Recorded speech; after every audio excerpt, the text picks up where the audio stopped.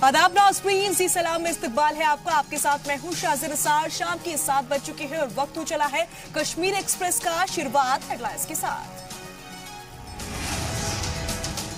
PM Modi की class में कुपवाड़ा के 12 मकामात के बच्चे भी हुए शामिल। पीएम ने की बच्चों से परीक्षा पर चर्चा। इंतखाबात के दौरान टेंशन फ्री रहने के भी दिए टिप्स। गुलबर्ग में एवलांच की चपेट में आए 5 बैरूनी सैयाह, एक रशियन सैयाह की हुई मौत। महीने में हुआ दूसरा हादसा। जम्मू कश्मीर के बारामूला में आर्मी और मिलिटेंट्स के बीच हुई मुठभेड़। सर्च ऑपरेशन के दौरान मिलिटेंटों ने की फायरिंग, लोगों ने बरसाए फौज पर पत्थर। सांबा में दिखे काली यूनिफॉर्म में 2 मिलिटेंट, मकामी लोगों ने की आर्मी को खबर। आर्मी ने इलाके में चलाया सर्च ऑपरेशन।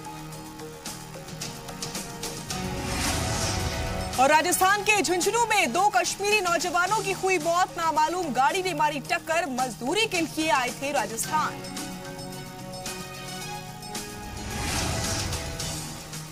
और अब खबरें तफसील से। पीएम नरेंद्र मोदी ने वीडियो कॉन्फ्रेंसिंग के जरिए देश भर के लाखों तलबा से प्रोग्राम परीक्षा पर चर्चा के जरिए लाइव बातचीत की और इंतखाबात के दौरान टेंशन दूर भगाने के टिप्स भी दिए। पीएम ने तलबा को खिताब करते हुए उन्हें इंतखाबात की तैयारियों के गुर सिखाए ताकि तलबा टेंशन से फ्री होकर इम्तिहानात में शामिल हो सके। इसके लिए कुपवाड़ा में भी कई स्कूलों के तलबा ने पीएम मोदी से बात की। जी हां, इम्तिहानात में टेंशन फ्री रहने के लिए पीएम मोदी ने यहां पर टिप्स दिए हैं, जिसकी जानकारी आपको दी जा रही है। लाखों तलबा यहां पर मौजूद रहे। ने भी हिस्सा लिया इसमें। हमारी बहुत सारी हायर सेकेंडरी जो है उनके बच्चों ने भी हिस्सा लिया इस लाइव इंटरेक्शन में। और जहां तक हमने ये जो लाइव इंटरेक्शन देखा, इसमें हमने ये बात अखज़ की कि जो ये एग्जामिनेशंस जो है they are like a pain in the neck of a child. हमें बच्चों को जो स्ट्रेसफुल रहते हैं इसे बाहर लाना है। तो इसके लिए तो वहाँ पर हमने लाइव इंटरेक्शन में कि देखा कि that our children should participate in other activities also like this model make science model making और they should participate in these painting competitions. इनमें जो क्रिएटिविटी होती है वो बाहर निकलनी चाहिए। जी हां, तो वजीर आजम नरेंद्र मोदी ने बेहतर इम्तिहानात के लिए तलबा को टिप्स दिए हैं। खैर, बढ़ते हैं आगे। दुनिया भर में मशहूर स्कीइंग रिजॉर्ट गुलमर्ग में एवलांच की चपेट में आने से एक रूसी सैयाह की मौत हो गई। रिपोर्ट के मुताबिक एवलांच में 5 सैयाह फंस गए थे, जिनमें से एक की मौत हो गई, जबकि बाकी के 4 को महफूज निकाल लिया गया है। यह हादसा उस वक्त हुआ जब सैयाह गुलमर्ग में स्कीइंग का लुत्फ उठा रहे थे। लेकिन हैरत की बात यह है कि इंतजामिया के अलर्ट के बाद भी सैयाह उस इलाके में कैसे पहुंचे। गौरतलब है कि एवलांच के कारण गुलमर्ग में ये एक महीने में दूसरी मौत हुई है। 18 जनवरी को स्वीडन के डेनियल की एवलांच में मौत हो गई थी। वहीं सोमवार को कुछ बैरूनी मुल्की सैयाह को आर्मी ने बर्फबारी के दौरान बचाया था। और इसी खबर पर ज्यादा जानकारी के साथ हमारे नुमाइंदे फोन लाइन पर जुड़ चुके हैं बीएस सागर। बीएस, आपके पास क्या कुछ जानकारी है? अभी क्या कुछ ताजा अपडेट्स हैं? सबसे पहले मैं ये बताना चाहता हूँ कि गुलमर्ग में 12:30 जो एवलांच आया था उसमें ऋषा का एक 30 साल नौजवान इसकी जद में आकर जान बाग हुआ जी। तो उसके साथ जो 4 साथी वहाँ पे सिटी के घर से गए थे, तो उनको रेस्क्यू टीम ने वहाँ पे रेस्क्यू करके बचा लिया। बाकी साथी जो हैं बिल्कुल सेफ हैं जी। एक ही वहाँ पे सिटी करते करते वो तोड़े के जी। बीएस, वहाँ पर अलर्ट जारी किया हुआ है, इस वक्त के क्या हालात है वहाँ पर, आपसे जानना चाहेंगे? इस वक्त तो बिल्कुल वहाँ पे जो है बर्फबारी भी हो रही है थोड़ा थोड़ा, लेकिन जी इनके बावजूद भी वहाँ पे टूरिज्म की तरफ से अलर्ट नहीं किया गया था, लेकिन वो खुद वहाँ पे चले गए हैं। जी, चलिए, बहुत बहुत शुक्रिया इस तमाम जानकारी के लिए।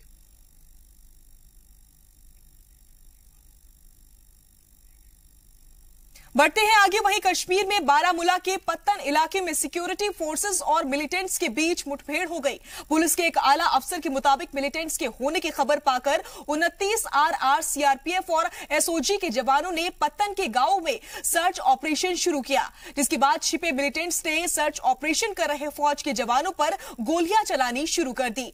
इसके बाद कुछ लोगों ने फौज पर पत्थर बरसाने शुरू कर दिए। इसके आड़ में मिलिटेंट्स भागने में कामयाब रहे। वहीं इस बीच एक मकामी शख्स के जख्मी होने की खबर है। बताया जा रहा है कि एक मिलिटेंट लोकल जो है वो फंसा हुआ है वहाँ पे। वक्फे से फायरिंग जारी है। अभी भी हम यहाँ पे मौजूद, हमारे कैमरामैन आपको दिखाना चाहेंगे कि कैसे जो हमारी फौज है यहाँ पे लगी हुई है और वक्फे से जो फायरिंग है वो जारी है। पूरी तरह से हमारी जो फौज है वहाँ पे मुस्तैक है। फिलहाल मैं कैमरामैन आबिद नबी के साथ तजम्मुल इस्लाम जी मीडिया के लिए पलाहलम से।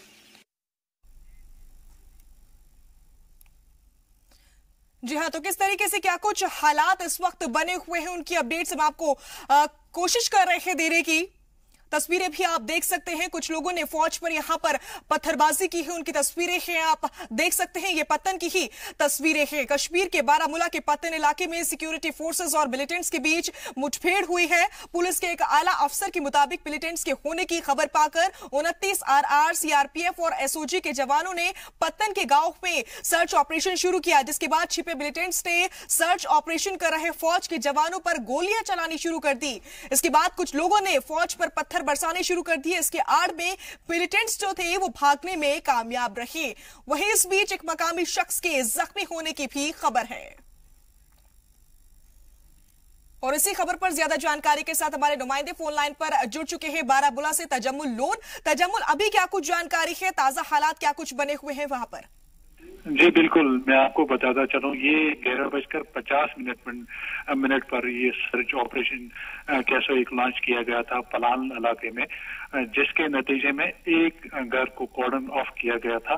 तो उसके दौरान एक मिलिटेंट वहाँ, एक लोकल मिलिटेंट वहाँ पे मौजूद था। जो ही आर्मी ने सर्च ऑपरेशन शुरू किया तो वहां से फायर एक आ गया।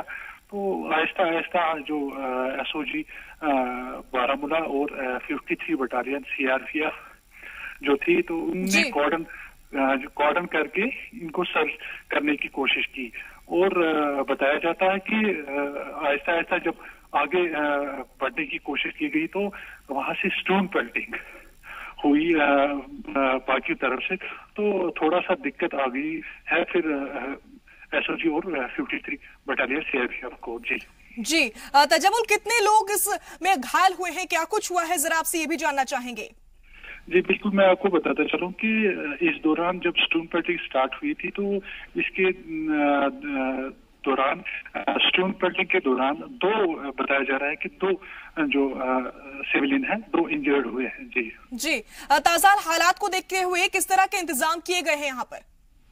जी बिल्कुल, मैं आपको बताता चलूं, पूरे जो इलाका है वो पहले ही ये मैं आपको बताता चला हूँ, जो स्टोन पेल्टिंग में बना हुआ इलाका ये माना जा रहा है कि जब भी कुछ ऐसे वाक़ात होते हैं कश्मीर में तो ये पठानन वो इलाका है जहाँ पे पहले स्टोन पेल्टिंग हो रही है। तो फौज ने पहले ही इंतजाम किए थे कि कुछ ऐसा अनटूवर्ड न हो जाए। उसके दौरान पूरे इंतजाम किए थे एडमिनिस्ट्रेशन ने। जी जिस मकामी शख्स को गोली लगी थी उसकी हालत इस वक्त कैसी है? अभी सूत्रों का कहना है कि बिल्कुल वो नॉर्मल है, उसको श्रीनगर हॉस्पिटल में मुंतकिल किया गया था।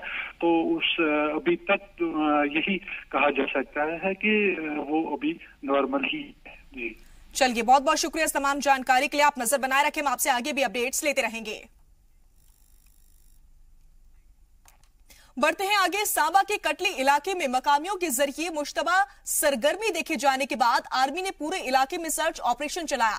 जानकारी के मुताबिक मकामी लोगों ने 2 लोगों को काली यूनिफॉर्म में हथियार उठाए हुए घूमते देखा था।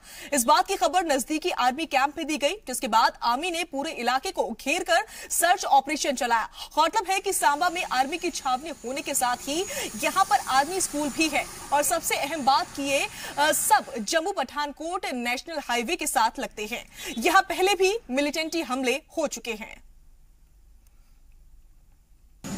आज सुबह 5 बजे एक लड़का हमारा जो कि लेबर का काम करता है, वो सुबह जा रहा था तो हमारे घर के बगल में ही 2 आदमी थे जिन्होंने ब्लैक कपड़े और वेपन के समेत थे। उनकी आपस में दोनों की बातचीत हुई। उन्होंने पूछा उसको रास्ता कहाँ हो जाता है। उसने बोला कि इधर आओ, मैं आपको रास्ता बताता हूँ। जब वो उनके पास गया और उसने वेपन देखा, वो डर गया, वो भाग गया, वो भी दोनों भाग गए। उसके बाद आपने आर्मी को इत्तला? हाँ, मैंने सुबह 6-6:15 बजे आर्मी को इत्तला कर दी। अब आर्मी सर्च कर रही है, अब देखते हैं क्या। तो वहीं हिंदुस्तानी आर्मी की ओर से लगातार की जा रही कार्रवाई को देखते हुए पाकिस्तानी फौज काफी चौकन्नी हो गई है। जनूबी पीर पंजाल रेंज में पुंछ, राजौरी और मेढर इलाके आते हैं। करीब 200 दहशतगर्द शुमाली और जनूबी पीर पंजाल इलाके में दरअंदाजी की कोशिश में हैं। दहशतगर्दों की मौजूदगी की खबर के बाद आर्मी ने एलओसी पर चौकसी बढ़ा दी है। वहीं सोशल मीडिया पर भी एक वीडियो वायरल हो रहा है, जिसमें पीर पंजाल इलाके से 30 मिलिटेंट दरअंदाजी की कोशिश कर रहे हैं। जराये के मुताबिक इस साल अब तक हिंदुस्तानी फोर्स ने 20 पाकिस्तानी फौजियों को मार गिराया है। इनको ट्रेनिंग कैंप्स होते हैं और लॉन्च पैड्स होते हैं, जहां से उनको सीमा के अंदर पुश करते हैं। वो अगर south of Pir Panjal, north of Pir Panjal लेते हैं तो तकरीबन south of Pir Panjal 185 to 210, 220 and north of Pir Panjal 195 to 220 रहते हैं हमेशा उनको आगे भेजने के लिए। वहीं मुल्क के दूसरे सबसे बड़े बैंक पंजाब नेशनल बैंक में 11,000 करोड़ रुपए से ज्यादा के फर्जीवाड़े का पर्दाफाश हुआ है। पंजाब नेशनल बैंक घोटाला मामला इस वक्त का सबसे बड़ा बैंकिंग घोटाला है। इस घपले में हीरा कारोबारी नीरव मोदी और उनके अहले खाना के लोगों का नाम सामने आया है। इससे जम्मू कश्मीर पर पड़ने वाले असर पर रियासती फाइनेंस मिनिस्टर हसीब द्राबू ने जी सलाम के नुमाइंदे राजन वैद से खास बात की। साथ ही उन्होंने रिजर्व बैंक ऑफ इंडिया के पोटेंशियल नॉर्म्स में रिव्यू की बात भी कही। आप भी सुनिए ये पूरी बातचीत। हमारे साथ हैं finance minister doctor Haseeb Mughal Drabu. Sir, जिस तरह से ये पीएनबी में घोटाला हुआ, तो आपको लगता है एज ए फाइनेंशियल एक्सपर्ट के जो लॉज हैं, खासकर बैंकिंग लॉज हैं, वो स्ट्रिंजेंट होने चाहिए? नहीं, बैंकिंग लॉज की बात नहीं है यहाँ पे। जो मुझे लगता है, और मैं ये फाइनेंस मिनिस्टर की हैसियत से नहीं बोल रहा हूँ, एक जनरल जहाँ मैं बैंक का चेयरमैन रह चुका हूँ, जो प्रूडेंशियल नॉर्म्स हमारे हैं, जो reserve bank of India monitor करती हैं, उसमें ज़रूरी है कि कुछ रिव्यू होए। और इस वक्त ये बहुत ज़रूरी है कि हम प्रूडेंशियल सब क्राइटेरिया जो हैं उनको थोड़ा इम्प्रूव करें। और इसमें बैंकिंग रेगुलेशन एक्ट की ज़रूरत नहीं है, लेकिन जो नॉर्म्स हैं, प्रूडेंशियल नॉर्म्स को कहते हैं हम, वो बहुत ज़रूरी है। जिस तरह से एनपीए कवरेज रेशियो बैंकों का फिक्स होना चाहिए आपकी, ये आप 100% से कम नहीं करेंगे, आज शायद 70% रहा है।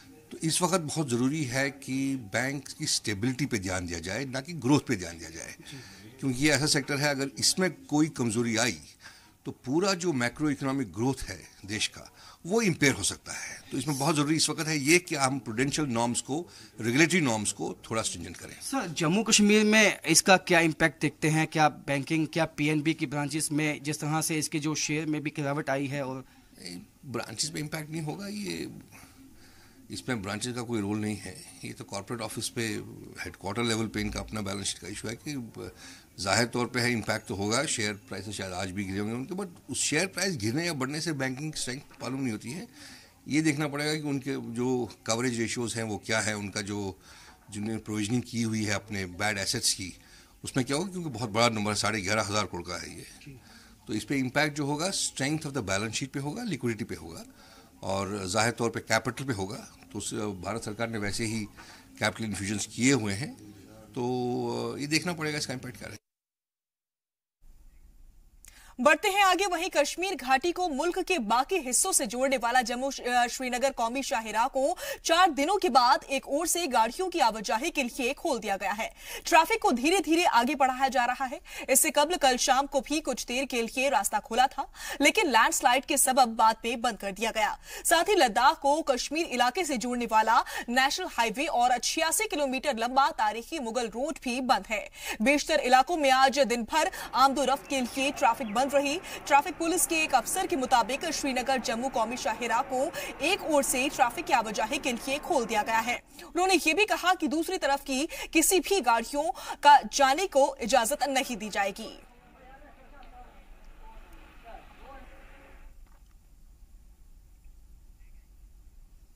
वहीं बारिश बर्फबारी के साथ लैंडस्लाइड की वजह से जम्मू कश्मीर नेशनल हाईवे पर गाड़ियों की आमदोरफ्त पर लगाम लगी हुई है। इस दौरान हमारे नुमाइंदे राजन वैद ने ट्रांसपोर्ट वजीर सुनील शर्मा से खास बातचीत की और मौजूदा हालातों के बारे में जानकारी हासिल की।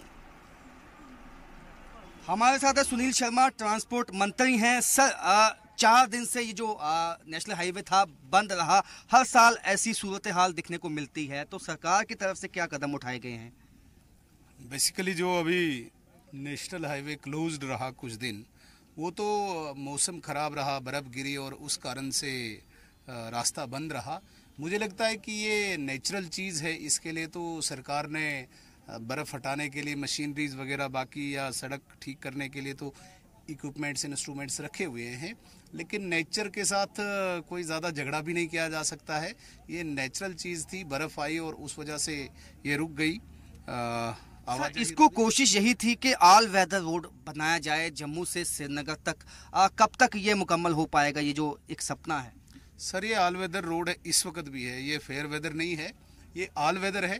बट हमारी जो टेरेन है इस एरिया की, उसमें बर्फ़ आनी है।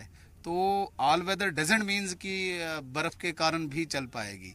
उस वक्त 1 दिन 12 घंटे 6 घंटे वो तो रुकना ही पड़ता है बर्फ़ के कारण। वो वैसे भी एक एडवाइजरी रहती है कि भाई आप नहीं चले, कोई पस्सी आए, कोई कुछ आए। वो टेरेन है, नेचुरल ऐसी बनावट है हमारे पहाड़ों की। Otherwise it is all weather road.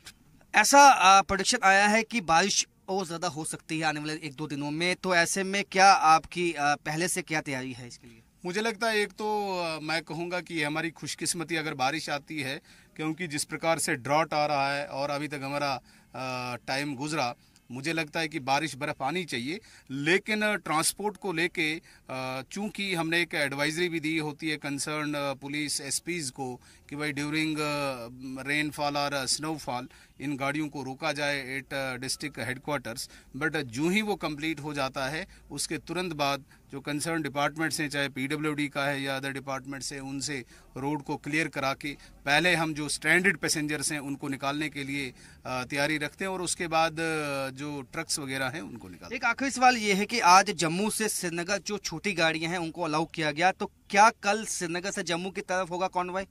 देखिए, ये एक ट्रैफिक विभाग अपने कन्वीनियंस के मुताबिक करता है और इट इज़ अंडरस्टूड कि एक तरफ से जम्मू से श्रीनगर जाएगा, दूसरी दिन श्रीनगर से जम्मू आएगा। बट इन केस अगर स्ट्रैंडेड पैसेंजर्स जो दरमांदा जिसे मुसाफिर हम कहते हैं, अगर उनकी संख्या ज़्यादा, उनकी तादाद जम्मू में ज़्यादा है, फिर 1-2 दिन हम यहीं से उनको निकालने की कोशिश करते हैं। Thank you.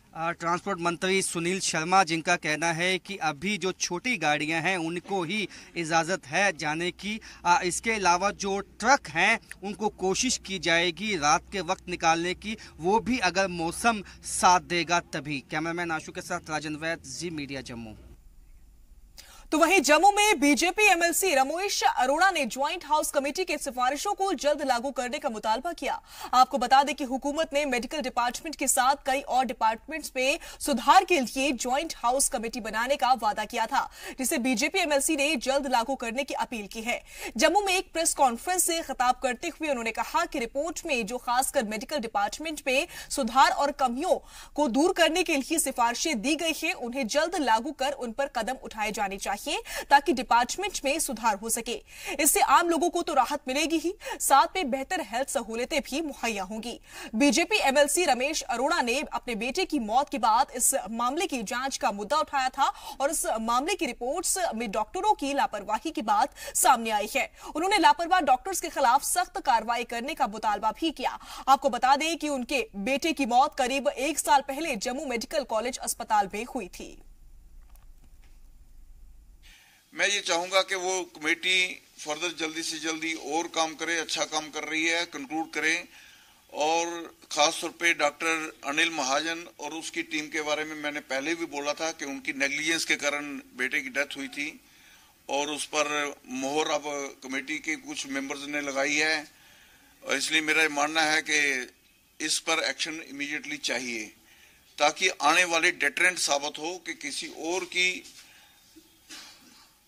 मृत्यु, किसी और की नेग्लिजेंस के कारण कोई नुकसान ना हो। ये जो मोटिव है उस स्ट्रगल को लेकर मैं आगे चल रहा हूं। मुझे लगता है कि उसमें सरकार से अपील करूंगा कि इसको जल्दी से जल्दी इसको करने की कोशिश करें। तो वहीं राजस्थान के झुंझुनू जिले के चुड़ैला गांव के नजदीक बीती रात एक दर्दनाक हादसे में 2 कश्मीरी नौजवानों की मौत हो गई। जानकारी के मुताबिक जम्मू के रामबन जिले के महे गांव के रहने वाले मोहम्मद यूसुफ, बशीर अहमद और अब्दुल रहमान झुंझुनू आए हुए थे। आपको बता दें कि बीती रात कश्मीरी नौजवान बिसाऊ से वापस झुंझुनू लौट रहे थे। इस दौरान एक तेज रफ्तार गाड़ी की टक्कर से ट्रैक्टर में बैठे तीनों कश्मीरी दूर जाकर गिरे। तीनों कश्मीरी जख्मी नौजवानों को झुंझुनू के बीडी के अस्पताल में भर्ती कराया गया, जहां पर मोहम्मद यूसुफ और बशीर अहमद को डॉक्टर्स ने मरा हुआ ऐलान कर दिया। वहीं अब्दुल रहमान की नाजुक हालत को देखते हुए जयपुर रेफर कर दिया गया। घटना के बाद झुंझुनू में मौजूद दीगर कश्मीरियों ने उनके घर खबर दी। पुलिस ने मामला दर्ज कर नामालूम गाड़ी की तलाश शुरू कर दी है। जी हां, राजस्थान के झुंझुनू जिले के चुड़ैला गांव के नजदीक बीती रात ये दर्दनाक हादसा हुआ है, जिसकी जानकारी आपको दी जा रही है। बता दें आपको कि यूसुफ, बशीर अहमद और अब्दुल रहमान झुंझुनू आए हुए थे और बीती रात कश्मीरी नौजवान बिसाऊ से वापस झुंझुनू लौट रहे थे। इसी दौरान एक तेज रफ्तार गाड़ी की टक्कर से ट्रैक्टर में बैठे तीनों कश्मीरी दूर जाकर गिरे। तीनों कश्मीरी जख्मी नौजवानों को झुंझुनू के बीडी के अस्पताल में भर्ती कराया गया, जहां पर मोहम्मद यूसुफ और बशीर अहमद को डॉक्टर ने मरा हुआ ऐलान कर दिया। वहीं अब्दुल रहमान की नाजुक हालत को देखते हुए जयपुर रेफर किया गया है। घटना के बाद से झुंझुनू में मौजूद दीगर कश्मीरियों ने उनके घर खबर दी। पुलिस ने मामला दर्ज कर नामालूम गाड़ी की तलाश शुरू कर दी है। जी हां, राजस्थान के झुंझुनू जिले के चुड़ैला गांव का यह मामला है। नजदीक ही बीती रात एक दर्दनाक हादसा हुआ, जिसकी जानकारी आपको दी जा रही है। और इसी खबर पर ज्यादा जानकारी के साथ हमारे नुमाइंदे फोन लाइन पर जुड़ चुके हैं संदीप केडिया। संदीप, आपके पास क्या कुछ जानकारी है, ताजा अपडेट्स आपसे लेना चाहेंगे। जी देखिए, सुबह का वाकया है, कोई 4:45 बजे का, जब एक शमशेर सिंह नामक व्यक्ति जो कटरी गांव, जो बिल्कुल आर्मी का एरिया है, उसके साथ ही ये सटा हुआ गांव है, वहाँ पे उन्होंने 2 संदिग्ध आदमियों को देखा, जिसके बाद उन्होंने उनको रास्ता पूछा। रास्ता जैसे ही पूछने के बाद उन्होंने हल्ला किया। हल्ला करने के बाद वहाँ से भागने में सफल हो गए। इतनी देर में पूरे गांव के लोग इकट्ठा हो गए। साथ ही उन्होंने आर्मी में बताया जहाँ पे सेना का कैंप है। उसके बाद सेना ने पूरे इलाके को जो कॉर्डन ऑफ करके वहाँ पे तलाशी अभियान चलाया और शाम तकरीबन 5:30 तक उनका लगातार तलाशी अभियान वहाँ, और साथ ही जो मंडियात का इलाका है, यहाँ पे आर्मी एरिया दोनों तरफ, नीचे हाईवे वाली साइड और बॉर्डर वाली साइड, सभी जगहों पर उन्होंने डटकर तलाशी अभियान चलाया। साथ ही ड्रोन की भी मदद ली गई है इसमें। तो 5:30 बजे उन्होंने वो जो अपना तलाशी अभियान वो खत्म किया है। फिलहाल उसमें एक शाल जो होता है ना, वो मिला है वहां से, जहाँ पे वो सर्च कर रहे थे। संदीप, अभी अब्दुल रहमान की हालत कैसी है? संदीप, आवाज पहुंच पा रही है अब तक? जी जी। अब्दुल रहमान को उनकी नाजुक हालत में जयपुर रेफर किया गया था, इस वक्त उनकी हालत कैसी है? आवाज पहुंच पा रही है अब तक संदीप? तो राब्ता हमारा नहीं हो पा रहा, ऐसा लग रहा है। हम फिर से उनसे राब्ता कायम करने की कोशिश करेंगे। इस वक्त की अहम खबर की जानकारी आपको दी जा रही है। क्या कुछ हुआ है, अपडेट्स हम आपको देने की कोशिश कर रहे हैं। राजस्थान के झुंझुनू जिले के चुड़ैला गांव के नजदीक यह हादसा हुआ है, जिसमें मोहम्मद यूसुफ और बशीर अहमद को डॉक्टर्स ने मरा हुआ ऐलान कर दिया था और अब्दुल रहमान की नाजुक हालत को देखते हुए उन्हें जयपुर रेफर कर दिया गया था। और इसी के साथ यहां रुकेंगे एक छोटे से ब्रेक के लिए। जल्द हाजिर होते हैं कुछ और खबरों के साथ।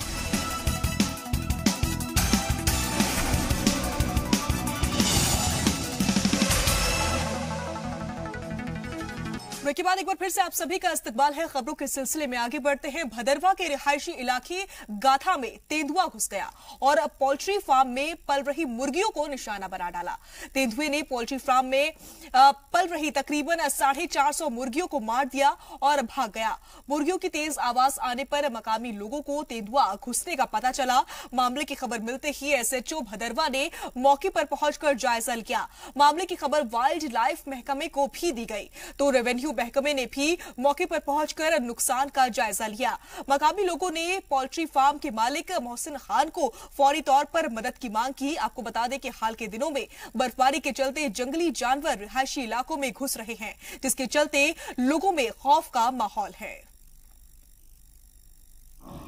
पुलिस स्टेशन में एक कंप्लेंट मोहसिन खान ने दी कि उसके पोल्ट्री फार्म में काफी चूजे थे और वो जो बड़े हो गए थे उन पर शब दरमियानी लेपर्ड ने अटैक किया और काफ़ी नुकसान किया, जिस पर हम पोल्ट्री फार्म का चेक किया और वाकया वहाँ पे काफ़ी तादाद में वो जो मुर्गे हैं वो मर गए हैं और वही चीर फाड़ करके जख्मी हो चुके थे और वो मर चुके, जिससे उसका काफ़ी नुकसान हुआ है। इसमें अकॉर्डिंगली हमने एक रिपोर्ट एंटर कर दी है रिकॉर्ड में और कंसर्न डिपार्टमेंट को रिक्वेस्ट किया कि ये जो लेपर्ड है अब हैबिटेशन में आया है, इसका जरा आगे ख्याल करें ताकि किसी जानी माली नुकसान न हो जाए। तो वहीं जंगलात की जमीन पर कब्जे की खबरें पहले भी आती रही हैं, लेकिन बांदीपुरा से कब्जे को लेकर एक अनोखी खबर आई है। यहां लोग खुलेआम कब्जे की बात कबूल कर रहे हैं, लेकिन इसे छोड़ने को लेकर लोग एक दूसरे का मुंह ताक रहे हैं। पेश है ये रिपोर्ट। लंबे वक्त तक अगर महकमे जंगलात की जमीनों पर लोगों का कब्जा रहता है तो इससे अंदाजा लगाया जा सकता है कि डिपार्टमेंट के लोगों का रवैया कितना सुस्त और गैर जिम्मेदाराना है। आप भी सुनिए ये शख्स किस तरह खुलेआम जमीन पर कब्जे की बात कबूल कर रहा है, साथ ही कैसे एक के बाद एक इंकशाफ कर रहा है कि उसके अलावा और भी लोग हैं जिन्होंने महकमे की जमीनों पर गैर कानूनी तौर पर कब्जा कर रखा है। जो ये हमारे पास जो जंगलात है, ये तकरीबन 50 साल का कब्जा है जी। तो बाकी लोगों के पास भी है 30 साल से 20 साल से तकरीबन 90% या 100% सब गांव के पास ये कब्जा है। 10 कनाल या 20 कनाल हर घर के पास है। लेकिन जनाब यहाँ उंगली हम 2 घर पे उठाई जाती है तो नाइंसाफी होती है हमसे, क्योंकि सियासी पार्टियां रहने वाले लोग हैं जो गांव के सियासी पार्टी वो ताल्लुक रखते हैं जो इनको हमें इस बात पे आंच लाते हैं। इसके बाद भी अगर अफसर किसी तरह के एफआईआर या शिकायत दर्ज कराए जाने का इंतजार कर रहे हैं तो शायद उन्हें ओहदे पर रहने का हक नहीं है। जी सलाम की टीम ने जब बांदीपोरा के डीएफओ से इस बारे में जानकारी चाही तो उन्होंने कार्रवाई वाली बात दोहराई जो अक्सर सियासी लीडरान करते हैं। उन्होंने कहा कि जल्द ही जमीनों से गैर कानूनी कब्जा हटा लिया जाएगा। हमारे पास कंप्लेंट है कि बहुत इंक्रोचमेंट है, लेकिन हमने मसला ऑलरेडी डीएफओ डिमार्केशन के साथ उठाया हुआ है। टाइम भी फिक्स हुआ, डेट भी फिक्स हुआ। अनफॉर्चुनेटली उस दिन कर्फ्यू हो गया तो वो टीम नहीं आ सकी। अब हमने सारा रिकॉर्ड मंगा लिया है तो हम खुद भी कर रहे हैं तो उनको भी लाते हैं। जो भी इसमें इन्वॉल्व होगा, चाहे वो मुलाजिम होगा कोई भी होगा, बिल्कुल 1 हफ्ते में इंशाल्लाह इसकी डिमार्केशन हो जाएगी। हैरानी की बात तो यह है कि कब्जा छोड़ने को राजी लोग इसलिए कब्जा छोड़ने को तैयार नहीं है क्योंकि ये कब्जा गैर कानूनी है, बल्कि इस शर्त पर कब्जा छोड़ने की बात कर रहे हैं कि दूसरे लोग भी कब्जा छोड़ दें। एक दूसरे पर इल्जामात लगाए जा रहे हैं। आप खुद सुनिए। सिर्फ 2 घर पे प्रेशर आ रहा है, वो फॉरेस्ट लैंड, और यहाँ के कुछ ऐसे तंजीमी मतलब लोग हैं कि वो हम 2 घरों को टारगेट बना रहे हैं। सिर्फ हम 2 घर ये चाहते हैं कि जितनी जमीन है फॉरेस्ट लैंड की वो साफ होनी चाहिए, हम उसे पहले सफेद कर दें, मतलब बिल्कुल हम अपना कब्जा ही छोड़ देंगे। हाँ सर, हम ये चाहते हैं कि सबकी उठनी चाहिए। अगर ये गवर्नमेंट एक साइड से इसको उठाने की कोशिश करेगी तो हम 2 दिन या 4 दिन पहले ही उठा दें।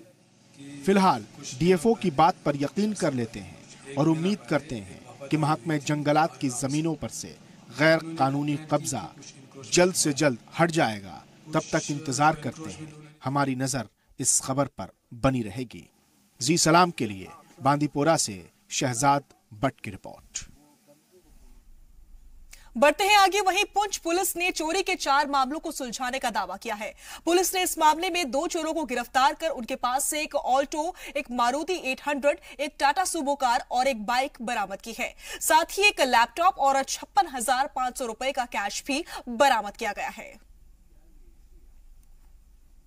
हमने लगभग 8,65,000 तक की रिकवरी कर ली है टोटल सामान जो है, जिसमें एक अल्टो कार है, एक मारुति 800 है, एक सुमो है, और जैसा आप डिस्प्ले में यहाँ पे देख रहे हैं एक लैपटॉप भी हमने रिकवर किया है। और इसमें मैक्सिमम जो हमने 3 से 4 अक्यूज्ड मतलब पकड़े हुए हैं वो सारे के सारे माइनर हैं, जिनको जुवेनाइल होम में भेज दिया गया है। हम उनके नाम विदहेल्ड कर रहे हैं एज पर जुवेनाइल एक्ट, और उनको हम यहाँ पे परेड भी नहीं कर रहे हैं। लेकिन साथ साथ जो हमारे रेस्ट ऑफ जो 2 अक्यूज्ड हैं और जो एब्सकॉन्डिंग है, उनमें से एक मेजर है। जैसे उनकी अरेस्ट होगी या तो उनको हम नैप करते हैं, उसके बाद में फर्दर जो रिकवरीज हैं और जो इन्वेस्टिगेशन है वो आपके साथ शेयर की जाएगी। उधर जम्मू के नगरोटा इलाके में बीजेपी की जानिब से बूथ समिट का इनेकाद किया गया। इसमें MOS टूरिज्म प्रिया सेठी खासतौर पर मौजूद रही। सम्मेलन में बड़ी तादाद में बीजेपी कारकुनान भी मौजूद रहे। प्रिया सेठी ने कारकुनान से पार्टी पॉलिसीज को बूथ लेवल तक पहुंचाने की अपील की ताकि लोगों तक पार्टी की पॉलिसी पहुंच सके। उन्होंने पार्टी से जुड़े लोगों से एक साथ मिलकर काम करने की अपील की ताकि पार्टी और मजबूत हो सके।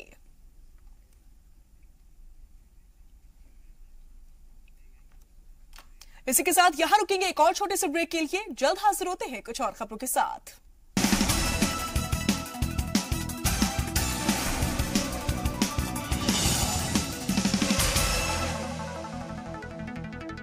ब्रेक के बाद एक बार फिर से आप सभी का इस्तकबाल है। खबरों के सिलसिले में आगे बढ़ते हैं। अपनी मांगों को लेकर आंगनबाड़ी कारकुनान ने जम्मू के एग्जीबिशन ग्राउंड पे जोरदार एहतजाज किया। एहतजाज कर रहे वर्कर्स का कहना था कि वो अपनी मांगों को लेकर पिछले 15 दिनों से एहतजाज कर रहे हैं और धरना दे रहे हैं, लेकिन उन्हें नजरअंदाज किया जा रहा है। एहतजाजियों ने बताया कि वो सैलरी बढ़ाने, पेंशन स्कीम जारी करने जैसी मांगों को लेकर महीनों से एहतजाज कर रहे हैं, लेकिन उन्हें पूरा करने के लिए सरकार कोई कदम नहीं उठा रही है।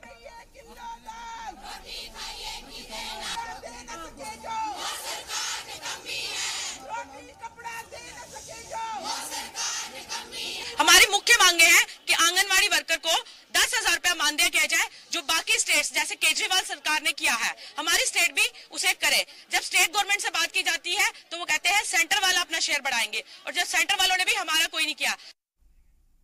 वहीं नौशेरा डिस्ट्रिक्ट की मांग को लेकर मकामी लोगों ने एहतजाज किया और सरकार के खिलाफ जमकर नारेबाजी की। बाजार और दीगर कारोबारी इदारे बंद रखे गए।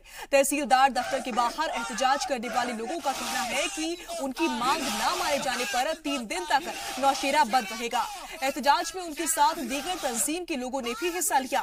गौरतलब है कि नौशेरा राजौरी जिले के तहत आता है। लोगों का कहना है कि जिले का पूरा दर्जा नहीं मिलने के चलते डेवलपमेंट स्कीमों का फायदा नौशेरा को नहीं मिल पाता है। साथ ही ये पहाड़ी इलाका है और ऐसे में लोगों को घंटों का सफर तय करके राजौरी जाकर जिला ऑफिस में काम करवाने पड़ते हैं।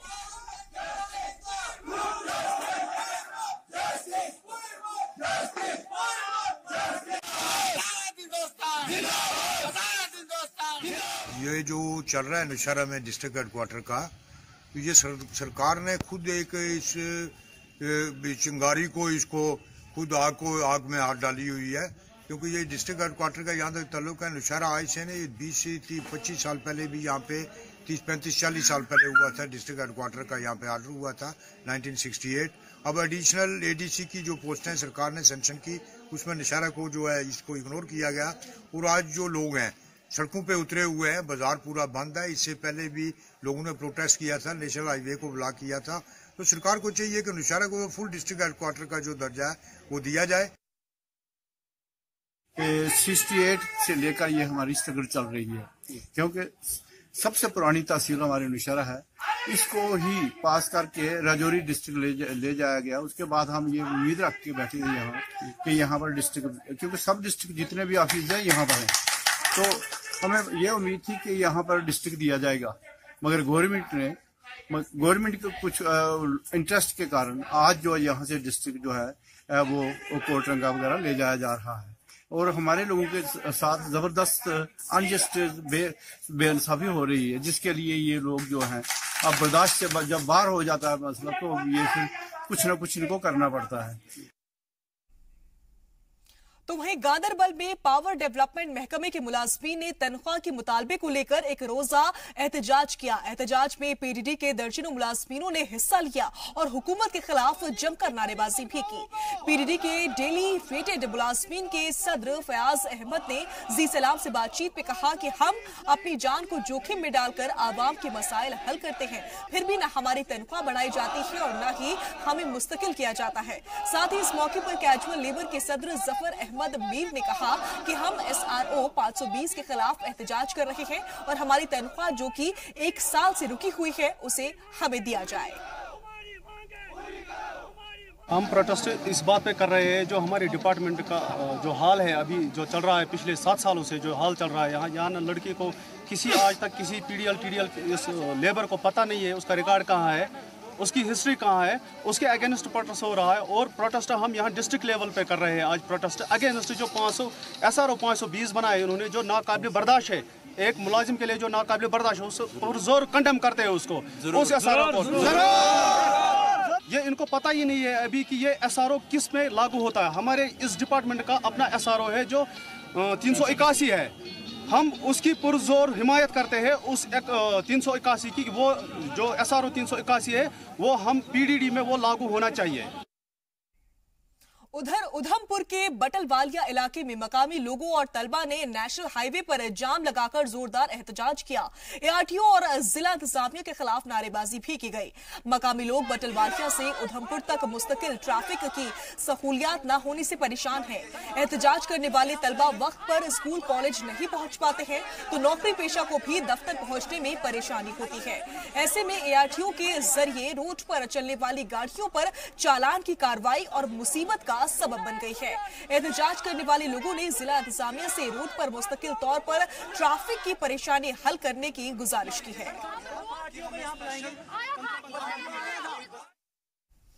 वहीं पुलवामा जिले की अरीपल तहसील के 30 गांव के लोग बिजली न आने की परेशानी से जूझ रहे हैं।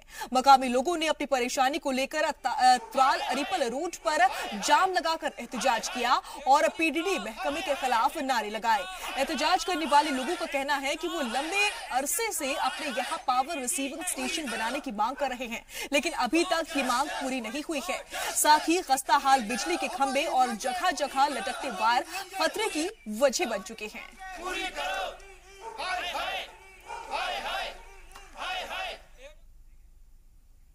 तो वहीं समाजी तंजीम से जुड़े मेंबर और सोशल एक्टिविस्ट अरशद बीर ने गांदरबल में कांगन इलाके का दौरा किया और वहां रहने वाले गरीब लोगों के मसाइल को जाना। मकामी लोगों ने पीने के पानी, बिजली की परेशानी से रूबरू कराया, सड़क के खराब हालत के बारे में बताया। अरशद बीर ने लोगों के मसाइल वजीर आला महबूबा मुफ्ती के सामने रखने का यकीन दिलाया। वहीं जम्मू कश्मीर की खूबसूरत वादियों में मौसीकी मानो सोने पर सुहागा। तशद्दुद के अलावा कश्मीर के नौजवानों की एक और तस्वीर है और वो है फनकारी। यहाँ के हर नौजवान के हाथों में पत्थर नहीं होते, किसी किसी के हाथों में गिटार भी होते हैं जो चोट नहीं पहुंचाते बल्कि आपको टेंशन फ्री कर देते हैं। हाथों में गिटार थामे आबिद के सपने आसमान छूने के हैं, लेकिन फिलहाल वो अपने गिटार और आवाज से तशद्दुद का शोर कम करने की कोशिश कर रहा है।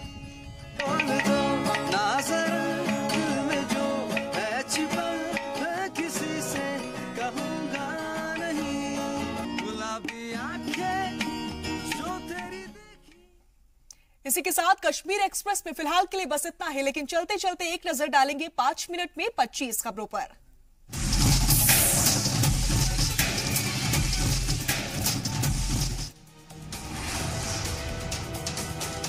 पीएनबी घोटाले के मुलजिम नीरव मोदी पर शिकंजा और कसा। ईडी की सिफारिश पर वजारत खारजा ने किया पासपोर्ट रद्द। वजारत खारजा ने 4 हफ्ते के लिए नीरव मोदी का पासपोर्ट रद्द किया। मेहुल चौकसी का भी पासपोर्ट 4 हफ्ते के लिए रद्द। नीरव मेहुल से वजारत खारजा ने 1 हफ्ते के भीतर जवाब मांगा है। दोनों का जवाब नहीं आने पर पासपोर्ट हमेशा के लिए रद्द होगा।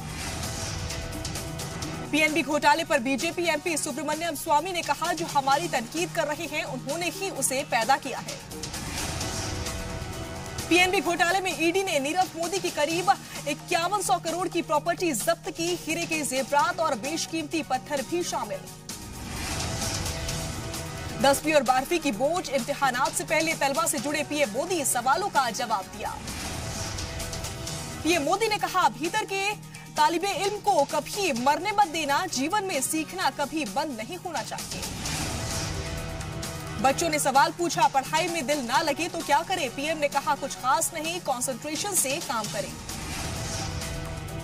यूपी में योगी सरकार ने पेश किया 4,28,384 करोड़ का बजट। करीब 7,500 करोड़ का हो सकता है नुकसान। बजट में इंफ्रास्ट्रक्चर पर जोर। यूपी में रोड के लिए 11,343 करोड़। गरीबों को 5 लाख घर देने का हदफ। यूपी में किसानों की आमदनी दोगुनी करने का हदफ। 20 नए एग्रीकल्चर सेंटर कायम किए जाएंगे। बुनकरों को मिलेगी सस्ती बिजली। सीएम योगी ने की बजट की तारीफ। कहा, सभी तबकों की तरक्की और गरीबों को ध्यान में रखकर बनाया गया है बजट। कावेरी पानी तनाजे पर सुप्रीम कोर्ट का तारीखी फैसला। कर्नाटक को राहत। तमिलनाडु के पानी का हिस्सा कम किया गया। सुप्रीम कोर्ट ने तमिलनाडु के हिस्से का पानी 192 से कम कर 177.25 टीएमसी किया। अब कर्नाटक को 14.75 टीएमसी इजाफी पानी मिलेगा। पाकिस्तान से आए 142 हिंदू मुसाफिरों का वीजा बढ़ाया गया। जत्थे में आए कुछ मुसाफिर हरिद्वार में अस्थि विसर्जन करना चाहते हैं। भारत और जनूबी अफ्रीका के बीच खेला जा रहा है 6 मैचेस की सीरीज का आखिरी मुकाबला। कप्तान कोहली ने टॉस जीतकर पहले गेंदबाजी का फैसला लिया। अफ्रीका ने पहले बल्लेबाजी करते हुए 45 ओवरों के बाद बनाए 191 रन, खोए 8 विकेट। T20 क्रिकेट में ऑस्ट्रेलिया का वर्ल्ड रिकॉर्ड पीछा करते हुए न्यूजीलैंड के खिलाफ हासिल किए 245 रन। ऑकलैंड T20 में ऑस्ट्रेलिया की जीत में बल्लेबाज शार्ट ने खेली 76 रन की पारी। एरोन फिंच ने भी नाबाद 36 रन बनाए।